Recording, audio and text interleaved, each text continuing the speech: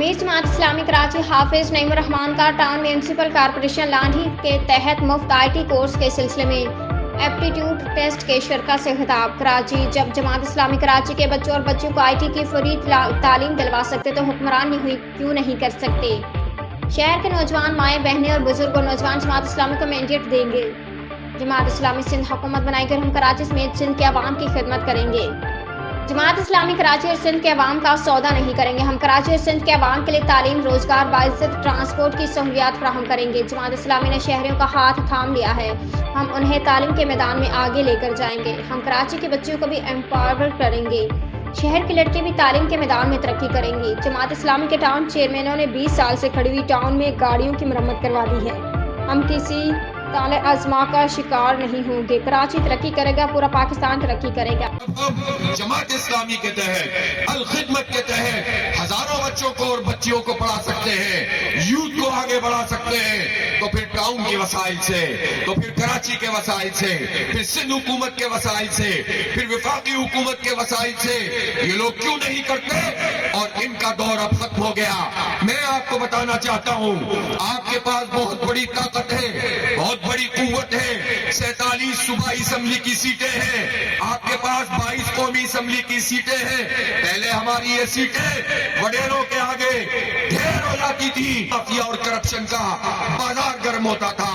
इस मर्तबा जमात इस्लामी को ये मैंडेट ये शहर के नौजवान देंगे, शहर की माएँ बहनें देंगी, बुजुर्ग और जवान देंगे। इंशाअल्लाह इस मैंडेट के जरिए हम सिंध हुकूमत बनाएंगे। हमारे बगैर कोई हुकूमत नहीं बना सकता।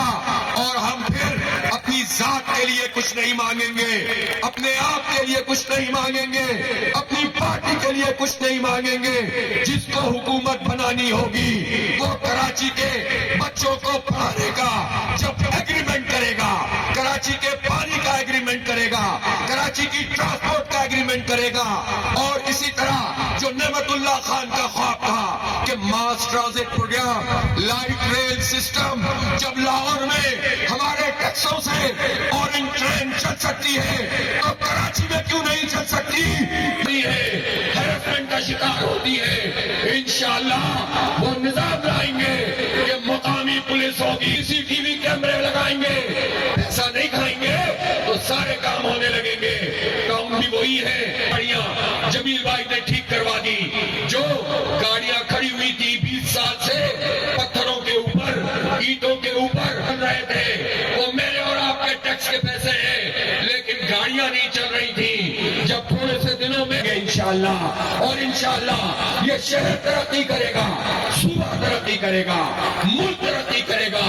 ये खंडर शहर भी इस वक्त भी पाकिस्तान की मईशत चला रहा है। जब इसके इन नौजवानों को तालीम मिलेगी और काम बढ़ रहा है और चल रहा है। हाफिज साहब हमारे साथ हैं। अब सूरत हाल ये है कि 8 फरवरी को इलेक्शन है। आपने जमात इस्लामी को लोगों को देखा है, जमात इस्लामी की अमानत और दयानत को आप जानते हैं, अफराद को आप जानते हैं। ये सारे लोग जमात की तरफ रुजू कर रहे हैं। इंशाअल्लाह इस शहर में एक मरतबा फिर जमात इस्लामी जिस तरह बल्दियाती इलेक्शन में कामयाब हुई है, इसी तरीके से इंशाअल्लाह इस शहर में NA में भी और PS में भी कामयाब होगी। और इस शहर के उस सारे सौदागर, उस सारे जागीरदार, सारे वडेरे इंशाअल्लाह खत्म होंगे। और ये शहर इंशाअल्लाह जमात इस्लामी, परचम जमात इस्लामी, परचम पाकिस्तान लहराएगा। ये शहर जगमगाएगा नूर ला इलाहा से। वमा अलैना इल्लल। नेशनल एंथम यहाँ पर जो है वो परफॉर्म होगा और आप सब जो है वो अपनी नशिस्तों से खड़े होंगे। लेकिन इससे पहले मैं खुसूसी तौर